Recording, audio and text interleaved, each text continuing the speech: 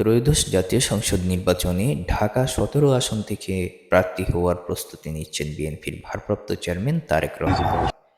রোববার তার পক্ষে মনোনয়নপত্র সংগ্রহ করা হয়েছে। সকালে বিএনপি চেয়ারপারসনের একান্ত সচিব এ.বি.এম আব্দুস সাত্তার, ঢাকা বিভাগীয় কমিশনার সফর উদ্দিন আহমদ চৌধুরীর সেগুনবাগিচার কার্যালয় থেকে বেলা ১১টা ১০ মিনিটে মনোনয়নপত্র সংগ্রহ করেন। বিএনপি মিডিয়া সেলের সদস্য সায়রুল কবির খান বিষয়টি গণমাধ্যমকে নিশ্চিত করেছেন। একই তথ্য বিএনপির ফেসবুক পেজেও প্রকাশ করা হয়েছে।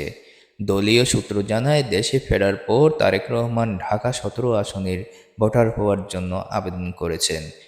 পাশাপাশি দলের সিনিয়র নেতারাও তাকে এই আসন থেকে নির্বাচনে অংশ নেওয়ার আহ্বান জানিয়েছেন। উল্লেখ্য, এর আগে তারেক রহমানের পক্ষে বগুড়া ৬ আসন থেকেও মনোনয়নপত্র সংগ্রহ করা হয়েছিল।